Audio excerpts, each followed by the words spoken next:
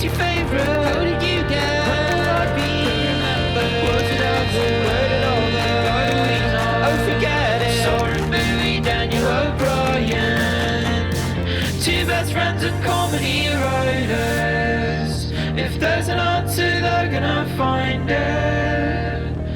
I think you'll have a great time here. I think you'll have a great time here.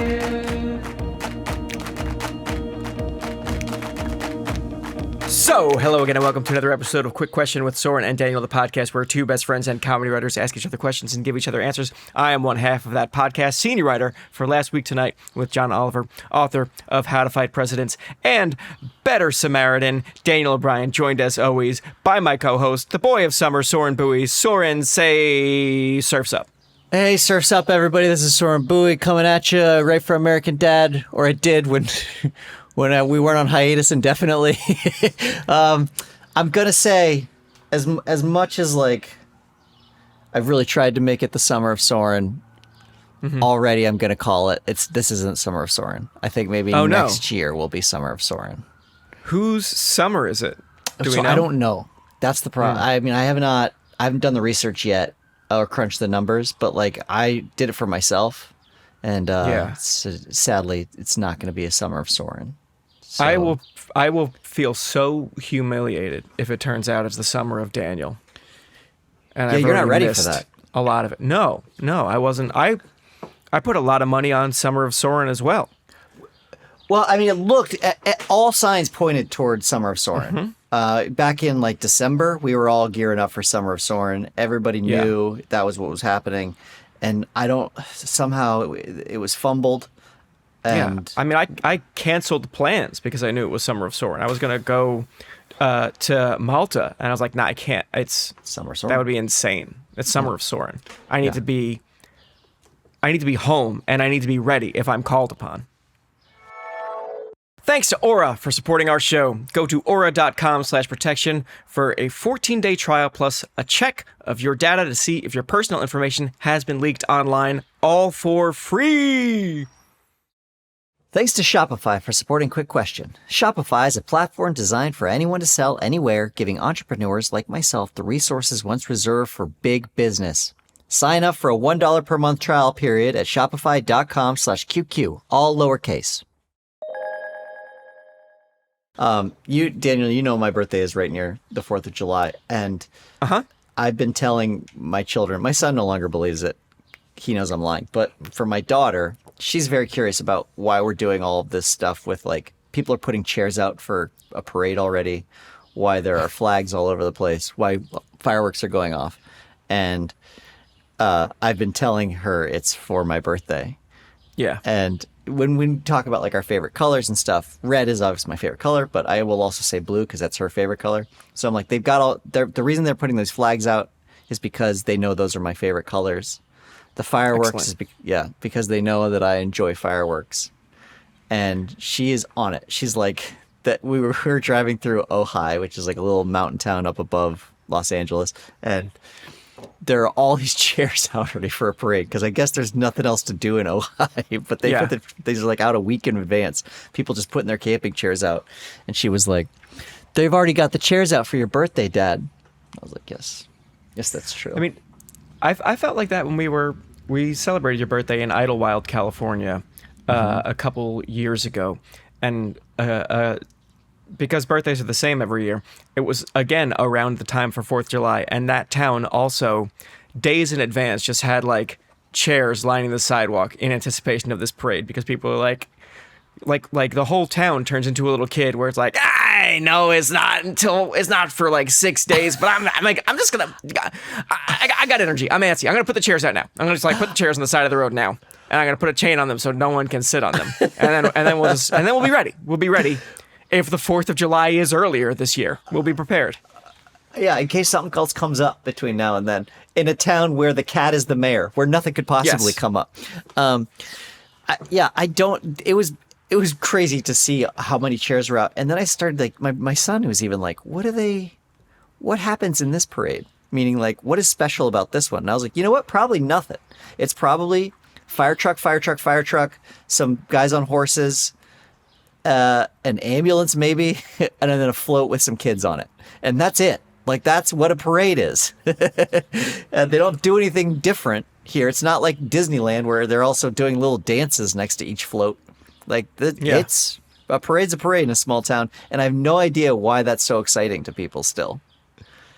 In my old town, which was a 1 square mile town on the Jersey Shore, they got really excited about their 4th of July parade, and they had like all the groups that I think only work for parades. They only do the parade circuit, where it's like the bagpipers, and here's like a band that is exclusively very old veterans playing some kind of old-timey music. And they also had the fire trucks going by, and the one of the other things that made this parade special was that if you were going to drive your car in the parade, then you were also, it was expected of you to have candy to throw at children. So you're just throwing candy at kids all day long. And they turned it into another Halloween. Yeah, that was, and when as a kid, that was all I cared about in a parade was, am I close enough to get the candy? Because they're going to be throwing candy at us. And the fact that there were floats going by, it meant nothing to me. Like, even then, I was over the idea of a fire truck. I was like, yeah, we see them. We've seen these. Yeah. But for an adult, is an adult really like setting up the chairs being like, all right, this is going to be a primo spot because 50%, like 70% of the firemen I know are left-handed. And so they're going to be throwing off this side. So we're going to be getting a lot of Tootsie Rolls that we could otherwise go to the store and get for 75 cents. Anyway, I didn't understand it. Anyway, I went camping. Let me walk that back. I did not go camping. I went and stayed in a cabin in a KOA with a bunch of families from Ronan's school. And this is, it's like the cabin doesn't have a stove. So you're cooking outside still on your little 2-burner Coleman or whatever you've got. But for all intents and purposes, you're staying in a cabin. It's not real camping. This was so much fun, Daniel. Oh, good. I was really like coming up on this trip being like, oh, this is going to be tough, man. It's going to be all these kids, and not everyone raises their kids the same, you know. You know how that is. And so you're going to end up being responsible for other kids sometimes that you don't really know like what their rules are. And it was so great. The 8 years old, I feel like, is this turning point where I didn't see my son for 3 days. He was just in this biker gang with his friends, and they cruised around this camp going from the pool to this thing called a jumping pillow, which is I could put it together with context clues, what it probably is. This thing they can jump on. And then like surviving off of s'mores, I just let them loose. And these kids they made good choices. They weren't being bad. The worst thing they did was throw a chair in the pool, and that was like, they felt pretty bad about that. Yeah. And they were so good and so nice to each other, and they played really well, and they just lived on their own in this little campus, basically. And so I had one child. And even the chair thing is it's a very understandable impulse to want to see what happens. Of course. If you're 8 years old and you have a chair in a pool, you're very curious. Like I certainly remember being around pools as a kid, and some adult at some pool was like, now I want you all to see that there is a cinder block over there. Do not throw the cinder block into the pool. And we were all like, oh man, what's going to happen if we throw that fucking cinder block in the pool? I gotta see it happen. And just the innate, it's in our human's DNA to want to throw big stuff in water. Yeah. And so we're constantly thinking like, oh man, if I'm near all these rocks, like these rocks have got to go in that water so bad. And so seeing a chair too and being like, maybe I could stand on it then. Maybe I could do different things with the chair. Like, who knows the possibilities once that chair is in the water. So right, theoretically, you could sit in the chair in the bottom of the pool and pretend you're at a computer or pretend you're having tea. I understand the impulse completely. The bits it's a great are idea. endless. There's so many fun things it turns out you can do in a chair underwater. And so they wanted that chair in the water bad. And ultimately, I didn't know that was a bad thing until one of the parents was like, got really upset with her kid. Not really upset, but was like mad at her son for doing that and not getting it out. Because I think he also said, she was like, get that out of the water. And he was like, no. And then she was like, well, here we go. And so understandably. I saw the chair go in, and I was like, yeah, wonder what that chair is going to do. Oh, When I was in 8th grade, even so, when you transition from 8th grade to high school, we had our not prom, but like our farewell dance / party, which was on a boat for the 8th graders in my middle school. We all took a sunset cruise and ate Subway sandwiches and like danced if we wanted to, but mostly we're on a boat. you can And- dance if you want to. Go on. That's right. We took our instructions from that and other songs. And one kid, Evan, there was like white folding chairs around the boat, and he took one and he threw it off the back of the boat into the water, which I don't condone. I don't condone polluting the actual ocean. I certainly that's bad and that's wrong. It was bad then, but it was just like, we're kids. We're in 8th grade. We're on a boat. No one's allowed to drink, and no one wanted to drink. But like, what are we supposed to do on this thing after you've eaten? And he saw a chair, and he picked up the chair, and he threw it off the side of the boat, and we all watched it to see what would happen. And Yeah. it was nothing surprising, but it was still interesting. You understand? Of we were course. still excited for a thing, for like gravity to function the way it always does. Still somehow fascinated us. And the teachers were immediately like, Evan, you shouldn't have done that. And we're on a boat, so they're not going to throw him in the brig. But they're just like, we are using a boat phone to call your parents, and as soon as the boat docks, you're going to be in a lot of trouble. And Evan was just like, I understand. Yeah, it had to happen though. That's it. I weighed the pros and cons before. This isn't my first day. I thought, there's no way to do this discreetly. I'm going to get caught. It's going to be bad when I get caught. I will have some time between doing the action and getting punished that I could just like live in that moment for as long as I can, and then my life will be worse. Okay, I've made my decision. I'm the throwing time this has chair overboard. Me and me alone, I'm doing this. Bring the consequences. That's that's good. I mean, he knew what he was getting into. Yeah. And that's like, he had thought it through, and that's all you can ask of a kid. Like, you can't You're be in like, big trouble. Of course I am. I know that. We're all adults here. But anyway, yeah, this trip was really, really fun. It ended up being like, I knew that like quasi camping, glamping was like gonna be, it's already gonna be like a fun experience. And it's gonna be seminal for the kids, but I was not anticipating how much fun I would have on it, and it was so great. And then we went to a park on the last day on our way out of town. There's high monkey bars, because monkey bars, for whatever reason, are 11 feet off the ground at every single playground. And there was a kid doing them, and I saw this kid fall and put all his weight on his wrist and then fall on his whole body fell on his wrist. And I watched this kid break his arm and screaming on the ground. And the way like a football player, when you see them break a bone, like it's clear. There's a different type of scream. And his dad like is very calm and goes over to him. His son rolls over and he sees it, and I can see it, and it's wrong. Like, it's like the arm is just wrong at the wrist. And he's like, and he calls his wife over and he's like, hey, we need to get him to a hospital. But he's being so calm. And then he starts walking around he's like, will you take, his wife is me. His wife is like going like, oh my God. And he's like, please take your shirt off.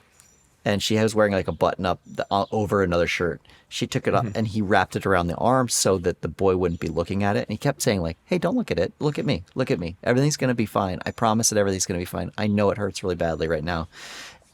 And then he walked around the park to everybody and he was like, hey, do you know if And now take your shirt off as well. Yeah, please. yours take your as shirt well, off. please. Yours ma'am, as well. Of course, please. We're going to, and he was like, do you know if there's a children's hospital here in Ojai? And I was like, no, I saw that happen. You should go to the hospital anyway. You should just go to an ER here. And he's like, yes, but we've been in situations before where my son has been injured. We ended up waiting at an ER only to be told that we had to drive to like Los Angeles. And I was like, okay, yeah, I don't know. Obviously ask somebody else. Some other people were like, yeah, we have kids. We've taken them to this ER. This is where you should go. They eventually all collected themselves and walked away. He didn't carry his kid or anything. His son walked. And I watched this whole circumstance unfold, and I was like, I am not that guy. As much as I want to be that guy in a circumstance like this, he was doing everything right, and he was being very calm, and he knew that even though he was taking more time in that scenario, in the long run, this time was paying off better than what I would have done. And Right. and so I was reminded of What would you have done? well, great question, Daniel. I would have lost my shit. I would have been I would have just been running around. I would have been carrying him. I would have been like, we have to get an ambulance here now. Bring the doctors to us. Like like time would feel of the essence for no reason to me other than I don't like looking at this thing. It's wrong. And like this is in my child. And this has happened once before when my daughter fell. She slipped on a bath mat and fell face first into a cabinet knob. And it was like a metal alloy and it shattered. She fell so hard on it and like pulled her head upward and caught her kind of like right underneath the eyebrow and split open, blood everywhere. And my wife heard her crying and came upstairs and was like, what happened? And I couldn't tell her. Like I was in such this state that I didn't have the words for what had just happened. And I was like, I couldn't get it out what had happened. And I'm like trying to like help my daughter, but also like trying to explain what happened. And it's just not good. One of those things is not going to work. And so like I just stopped and I didn't explain it to her it took like an hour before I was like calmed down enough that I could tell my wife even what had happened. Man. And so I'm not good in those situations. My daughter bit through her tongue and I was like driving her to the ER. And I'm like writhing in my seat and like trying to calm myself down. She's fine, but I'm being like, it's okay, honey. It's fine, it's fine. And I know that there's a tongue dangling back there, and she's fine at this point and like gotten over it. And I'm just like, I can't deal. Like losing my shit. Man. I'm not. As much as I'd want to be heroic, those circumstances. I am useless. It feels like every time you turn around, there is another major leak of personal information. You get those emails from banks or from ticket companies or from whatever saying, warning, there's been another leak of information and you might be affected. Have you read about the recent ones at the phone and healthcare companies? Your information, your full legal name, email, home address, phone numbers, credit card info, and more can be easily found online. Data brokers also get your data legally from public tax records, credit card companies, cable and internet providers, and sell it to anyone who will buy. And yeah, that does include scammers. Aura is a great way to try out a great VPN.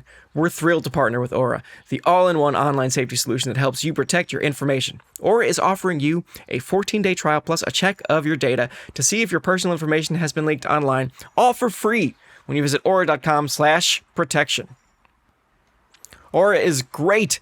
Aura offers a suite of tools to protect you, including real-time alerts on suspicious activity. Incredibly helpful, so if something goes wrong, you know about it immediately. They offer computer virus protection, a VPN, password manager, so you don't have to do what I do and just write all your passwords down on a piece of paper and tape it beneath your computer. And they even offer parental controls for parents. It's a comprehensive online safety solution that provides almost every tool you'll ever need all in one place. Aura also helps you reduce annoying robocalls. Yes, I get them all the time. If you're anything like me, there are a couple of things about you. You oscillate back and forth between saying data and data, sometimes within the same sentence, because you haven't decided what you feel is correct yet, and you're getting bombarded by almost constant robocalls. Aura helps reduce those annoying robocalls and telemarketers and junk mail by sending takedown requests on your behalf regularly. Hey, if you're looking for a gift for someone in your family, this will be unique and give them the protection they need online. I'm thinking about giving it to my parents because they need this desperately. I love Aura. I love that Aura alerts me when I click on a link that's not safe. And who hasn't done this? All of us. For a limited time, Aura is offering our audience, that's you, a 14-day trial plus a check of your data to see if your personal information has been leaked online, all for free when you visit aura.com/protection. That's AURA.com/protection. Certain terms may apply, so be sure to check the site for details. Well, Soren. Yeah. I have a recent story where I was the kind of person I wanted to be. Oh my God, Daniel. Did you give directions properly to an ambulance? Not in like a heroic situation, not in like a crisis or anything. But I was. This was a few days ago, early in the morning. The building manager at my building doesn't live on site, and she emailed all of the residents with a picture that another resident had taken of our garbage area. Our garbage area is in the parking lot. We have one large dumpster and 8 or 9 cans that all collect mixed recyclables. So everything just goes in there. And the picture was of the garbage area, and there were a ton of empty cardboard boxes. Some of them were open with other boxes stuffed in them. Some of them were like broken down and just like left in that area. It certainly looked trashy and bad. And the building manager emailed this picture to all of us and was like, one of the residents just sent this to me. This is unacceptable. This is horrible. If anyone did this, take care of it. Or if you didn't do it, but you see an address of who is responsible, you can call me and tell me the address. And everyone who calls me, this is confidential, and I will deal with the person who did this. And that was the email. So I took Jackson for a little walk to the beach. We hung out on the beach for a while, and then I came back to the building, and I chained Jackson up near the garbage, and I started breaking down the boxes and folding them up and putting them away.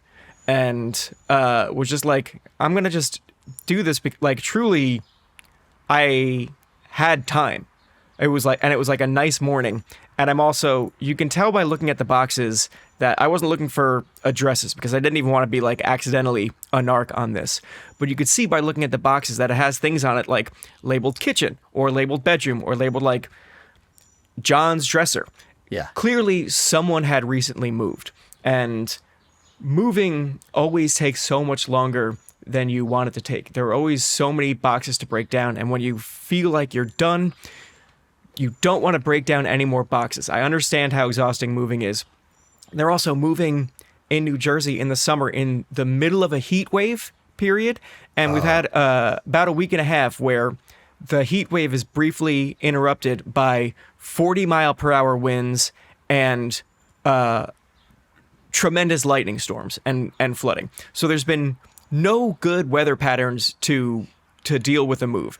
And I also, you can be lazy at the end of a move and you don't feel like doing it. I have time, so I'm breaking down these boxes and like methodically folding them, listening to my podcast, putting them in the recycling.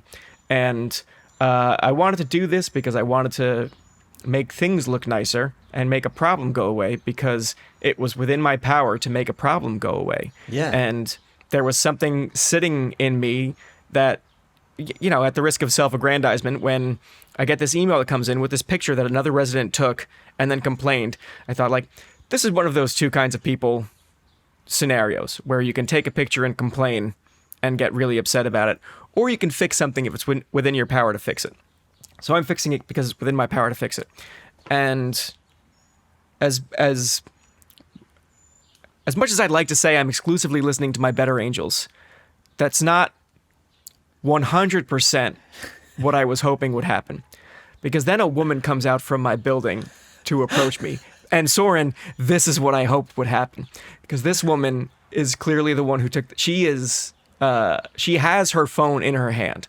And I don't know if she's going to film me or if she's just going to show me like the email that she sent.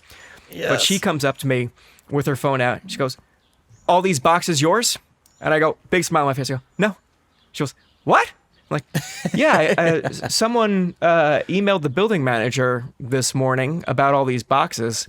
I had some time before work, so I figured I'd break them down." And she is just stunned. She doesn't know what to do. She stares at me for a little while. She's like, "Are you new? Do I know you? How do I... Have we met? How long have you lived here?" I was like, "I've lived here for pretty well over a year at this point." And I told her my unit number. She introduced herself to me, and I was like, "I'm Daniel. I would shake your hand, but it's covered in someone else's garbage."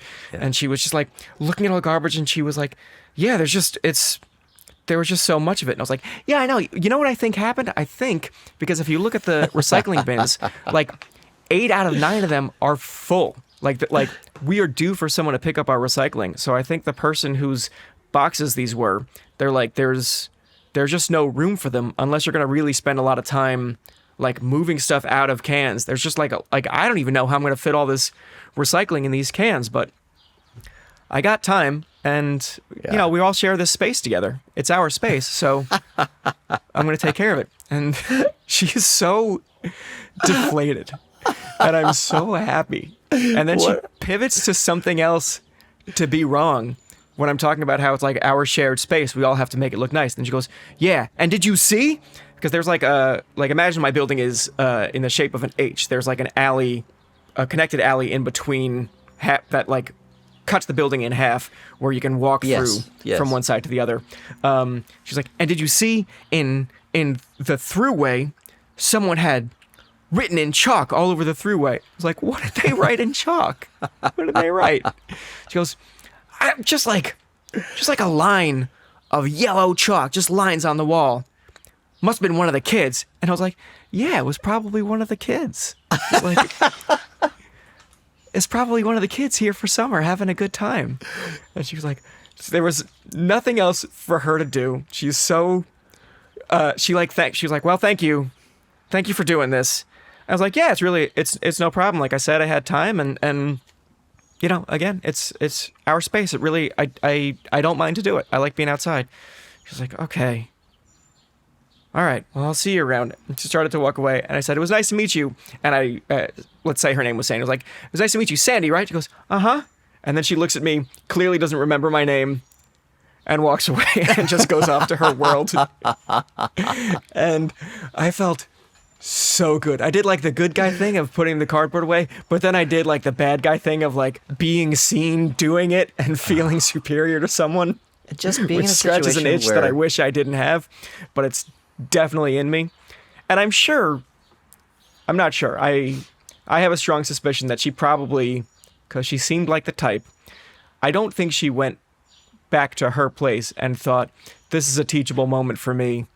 I can be the kind of person who makes the world better too. I think she went back to her apartment and was like, he's fucking lying. That was his garbage. I know it. I know that was his garbage. And he is lying and he's lazy.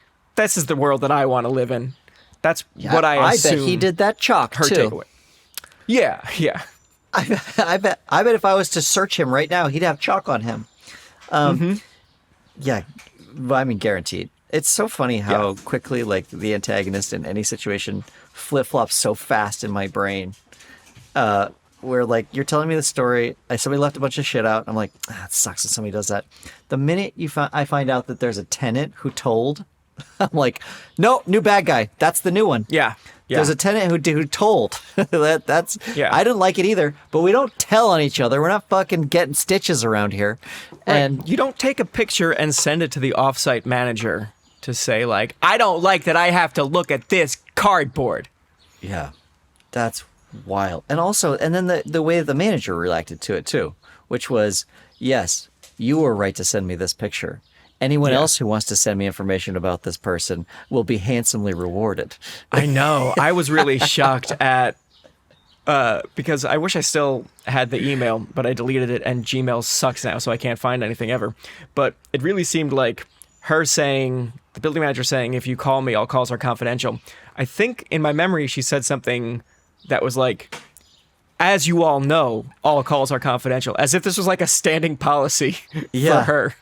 Yeah, this isn't the first time somebody's put trash next to trash. Yeah.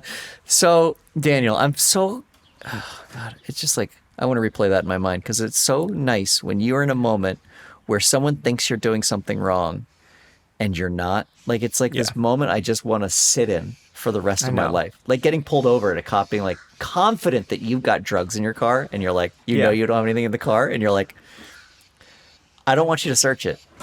Yeah. Well, what do you have to hide? Like, why don't you want me to search it? I don't know. It's going to take a long time. I don't like the idea of you tearing up my car.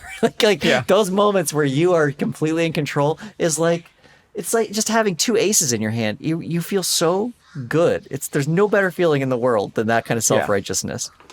And it truly couldn't have gone better. And I definitely have like shades of being an asshole in this because I secretly wanted this outcome. But there was no guarantee that was ever going to happen. It was still like by design, I'm cleaning up this garbage and putting it away and spending my time putting this garbage away and like telling myself as I'm doing it, this is still a good thing. This is still like, if all that comes of this is you've fixed a problem, then you've succeeded in like a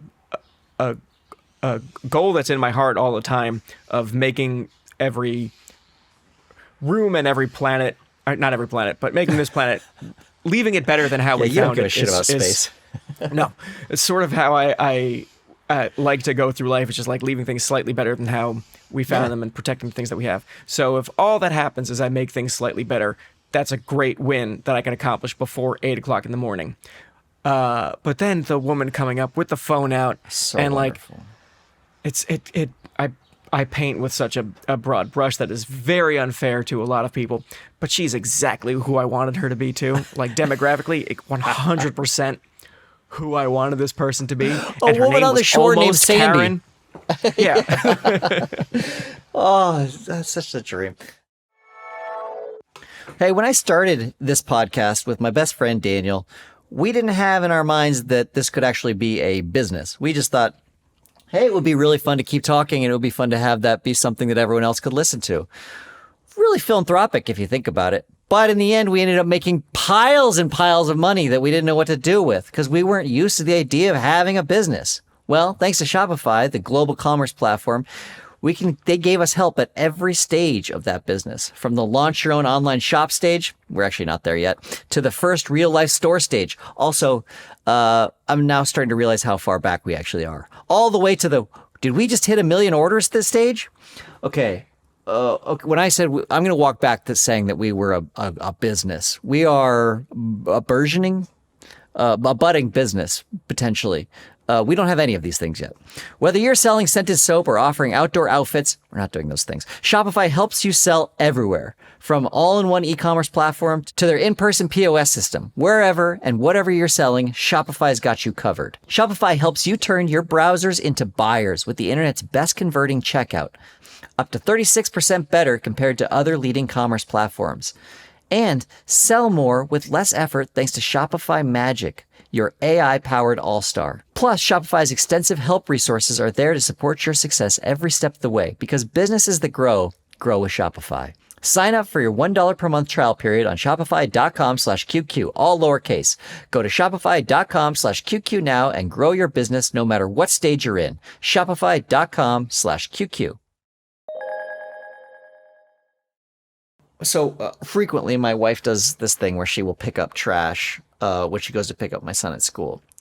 Around the school, we walk through their whole playground essentially to get there, and then the couple of blocks to walk there, there's always stuff out. And so it's this Sisyphean task where she's just like, she will bring rubber gloves, she'll bring a bag, and she does this really kind thing where she's like picking up trash, and every single day it's full up again. You know, like there's like the kids are disgusting, they throw stuff everywhere. And she's just quietly doing this. And your first question might be, are you doing it too? No, generally not. No. But she's a better person than I am. That is surprising because you pick up garbage every time I see you. That's not like a setup to a joke or anything like that. Yeah. You just like are known for picking up trash walking down the street in a city, picking up trash and throwing it out in whatever garbage you come across. The reason that I don't do it is an ill preparedness where like I would, if I see trash on the way, I'm like, oh shit, there's trash. I don't have anything for that. That looks pretty wet too. I don't think I want to pick that up. But she goes with gloves and everything. She does a really great job. And one time she was doing it, I was with the kids at the park and she was picking up trash around the park. And this janitor was just like sitting and watching her. And she was like, aware that he was watching. And then she walked past him. She said, hi. And he goes, what are you doing? And she's like, I'm picking up trash. And he's like, is that your job? And she was like, no. And he was so confused. And they're just like, these people bewildered that anyone would do something that was not immediately for themselves is like baffling to some people. And I think, Daniel, when Mr. Rogers said, look for the heroes. Like, look for the people who are running towards the tower as opposed to away. Yeah. You're one of those guys, man. You're one of the heroes. I mean, I don't want to take away the slight tint of asshole that's part of that. No, I think that's true of everybody. That. I mean, we fiance and I will clean up the beach. We go through our beach every couple of days or so with a bag and just clean up garbage from there. And in my old place, I lived on a street where there was like a big grass divider separating eastbound and westbound traffic. It was still a small town. Median. But a medium. Thank you, Jesus. And because it's a beach town, you get all kinds of ruffians and degenerates who will throw things out their window right onto this grass medium. So once a week, I would take Jackson on a walk, and I would have my gloves and I would have my bag, and I would pick up whatever little tiny bottles of Smirnoff or Scratchies or whatever people were leaving out there. I would collect that in garbage. And I never got stopped by anyone who was asking me what I was doing. But the one time I was stopped, the guy who was like, "Hey man, it's great work. Usually I do that. It's great to see you doing it. That's awesome." And I want to be like, "No, you fucking don't. I'm here every Monday." This trash never disappears when I'm not there. I believe that you want to be the kind of person who does this, and I believe that you've thought of it. Yeah. And maybe you even told people you did it, but no, sir. No, you don't. No, you don't. That's great. So the assholeness element of it, where you're like hoping for something like that, I think that that's part of everybody helping ever. Like, the point is the work is getting done, but like the reasons behind it are always going to have like a little bit of a strange shade to them. Like anyone who becomes, let's take like the highest form of like a hero, like if you're like a firefighter or something like that, right? Mm-hmm. You become a firefighter because there is a performativeness to it. Like there's something about it. It's not just an altruistic thing. It's also like the cachet that comes with being a firefighter. You wear the uniform. You know that it's like you're a conspicuous hero. And like that's what you value. And that's fine. Like nobody should look down on themselves for doing the right thing for reasons that aren't entirely pure, because there's no such thing as entirely pure. I mean, the Bible is pretty clear about it. That God sees what is done in secret, and He will reward you in the kingdom of heaven. And so you don't need to go around broadcasting what you're doing, which I didn't. I mean, I wasn't broadcasting what I'm doing until this literal moment where I'm speaking into a microphone to talk about my good deeds, just in case God missed them. I remember as a kid getting the idea during recess. It must have been like third grade. Or I was like, I'm going to pick up trash at this on the playground. I'm going to spend my whole recess doing it. And I'm going to do it in a place where the teachers can fucking see me. And then they're going to give me an extra recess. And it just like that was what was occurring in my brain. The most valuable thing to a child. I already had in my mind what the reward was going to be. And so I picked up trash around them all over the place, and they were like very supportive of that. They were like, "You're doing a great thing. Thank you for doing this." Threw it all away. Bell rings, and I'm like, "Hey, since I spent the whole recess picking up that trash, would it be possible for me to get a couple extra minutes of recess?" And they were like, "No." And I was like, "What?" But all that, I fucking wasted all that time doing bullshit. No one wanted to do that. I didn't want to do that. I don't care. I can go throw all that trash back on the ground. I don't care. I just wanted a recess that was just mine, and doing it for entirely the wrong reasons. But the work still got done. It's interesting to me that I thought that is occurring to me now, that we would pick up trash in high school as in affiliation with one of the like student narc groups that I was a part of. One of those things that looks good on a high school resume when you're applying to college. One of those like and not honors a single friend or of like yours. Yeah, natural helpers. Yeah, one of these thankless groups that you join hoping it looks good on a resume. And we would just have like a couple of times a year. Well, the natural helpers are going to go to the train station and pick up garbage and clean up the garbage, or we're going to go to the beach and pick up garbage on the beach and just like clean up these areas. And I'm thinking about this now that I'm older. Is the stray garbage pickup endeavor, is that solely within the purview of forced child servitude? Like, that's not, there's no, my business at HBO, and then before that, my business at Cracked, and before that, my business at Ruby Tuesday, they don't have a similar thing. They don't make the adults, like, every once in a while, there's no, like mandate for adults to clean up the garbage. So it seems like it's just children and prisoners that we have it's handling the it's infrastructure. Yeah, Yeah. it's like it's probation things. It's like, yeah, you're doing this instead of time or paying money. That's probably a bad system. Like, you teach kids really great values about not cheating and, like, being a good person and working hard and cleaning up garbage, and then there's almost whispers like, hey, as soon as you leave here, you don't have to do any of this fucking shit anymore. Once you graduate, you can be a real person like me. Just throw your trash out the window. I'm not even done with these chicken wings, and watch. Man, yeah, I guess it never really occurred to me. It is really like a child labor that we're totally fine sanctioning. I guess because nobody's making a profit off of it. But it is weird that the only other people we make do that work is somebody who, like, was drunk driving. We're like, you fucked up. You got to do the kid stuff now. You got to do the same terrible job we give children. Right, a grim thought, but there's got to be some city planner who is like, we arrested how many people this year? Oh, thank God. These streets are getting filthy. I was really worried we might need to pay someone to clean up all these soda cans, but phew. So there are videos that I watch online of... Me too. That about wraps it up for today. Good. Phew. I'm not the only one. There are videos I watch online of, generally they are motorcyclists, but there are also other circumstances where there's somebody in a parking lot where somebody will throw trash out their window. A motorcyclist will come along, pick up the trash, throw it back in the car. And I love these. Like, they're like my favorite thing in the world. It's the only thing I think you can get away with on something like a motorcycle, because no one can keep up with you. No one can, like, keep pace with you. And it's what I secretly want to do all the time, because I see people throwing trash out their windows, and I'm like, we all have to live here. Don't do that.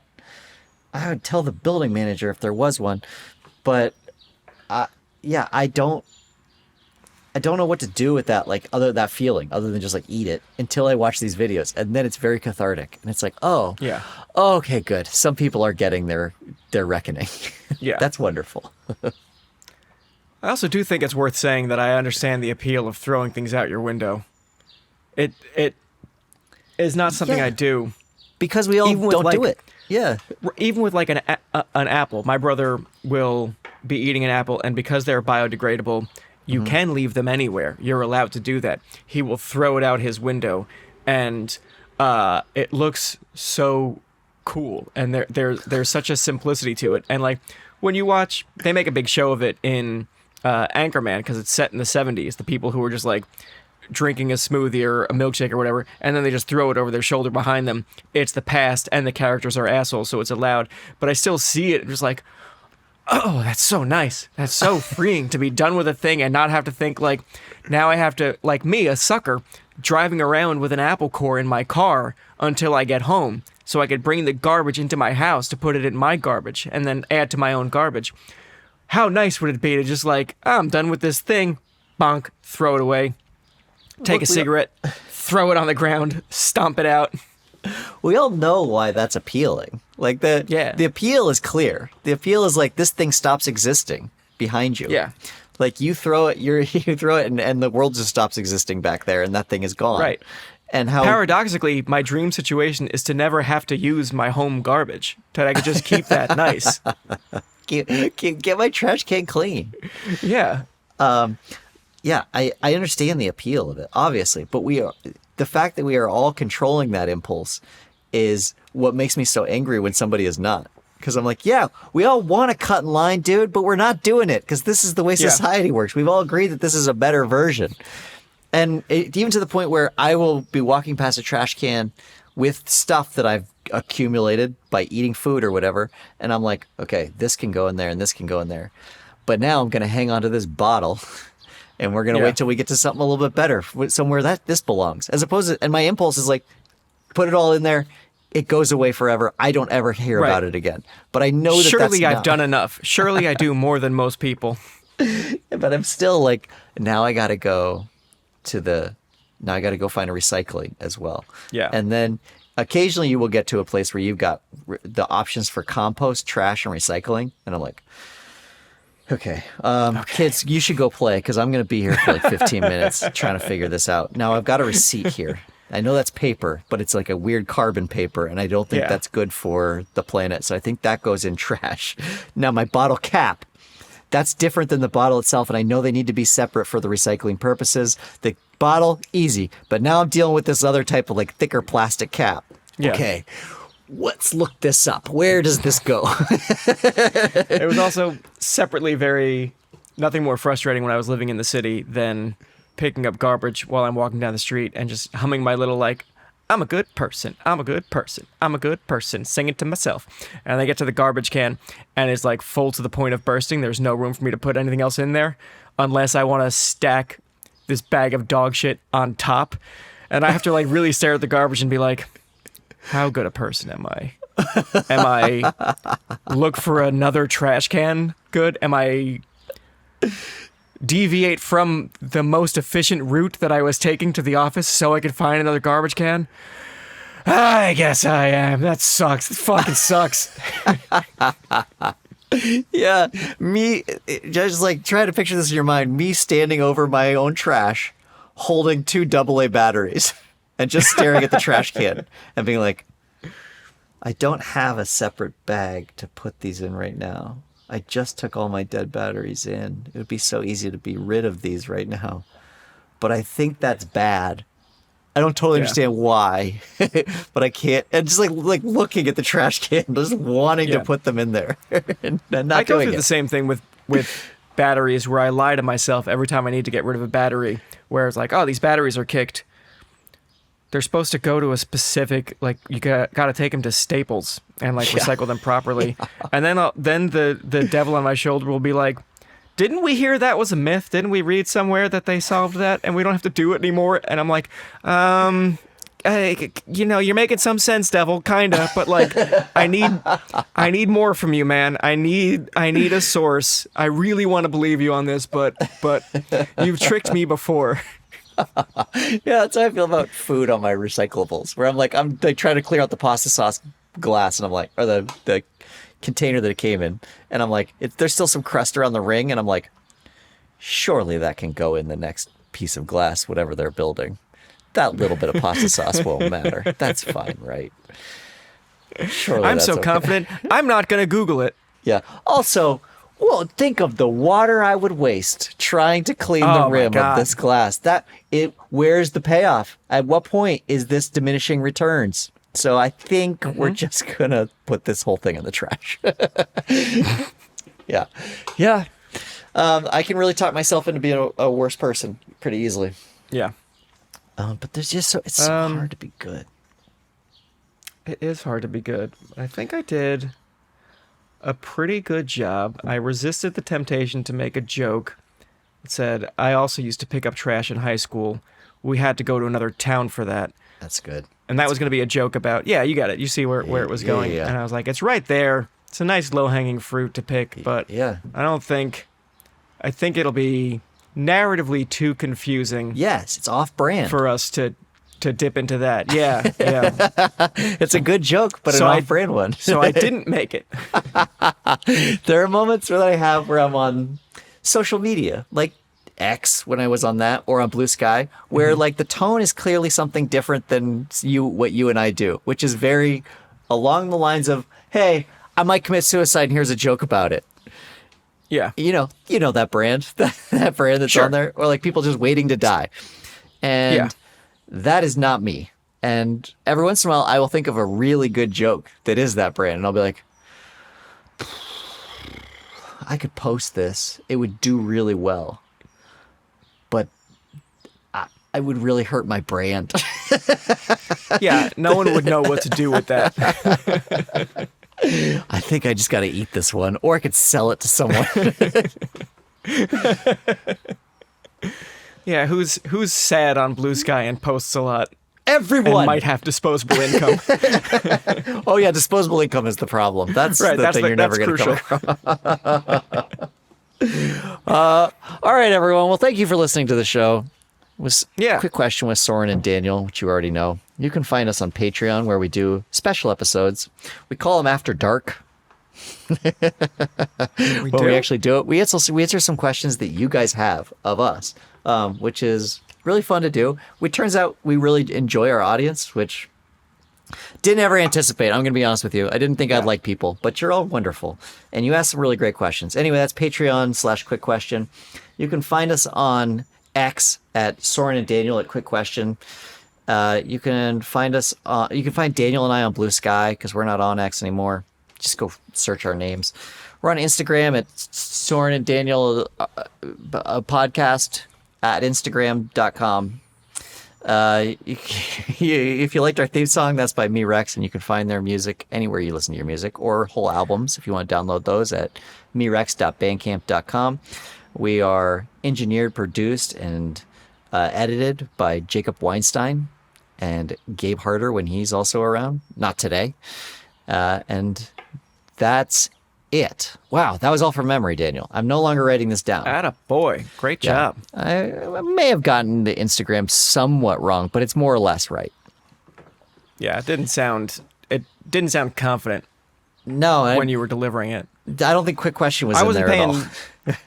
I wasn't paying too much attention because I was thinking about our audience here versus our audience elsewhere, and my brain started spinning, but I'm trying to bite my tongue on it because I keep doing this thing where we end the show and then I bury more content at a part where I'm sure people have stopped listening. So I'm going to just hold it in. Yeah.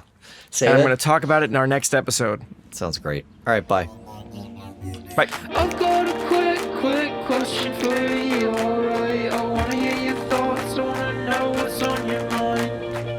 I've got a quick question for you, alright? The answer's not important, I'm just glad that we could talk tonight. So what's your favourite? How did you get? When will I be remembered? Was it ever? Where did all the weeks on? Oh, forget it. Saurin, movie, Daniel O'Brien. Two best friends and comedy writers. If there's an answer, they're gonna find it. I think you'll have a great time here. I think you'll have a great time here.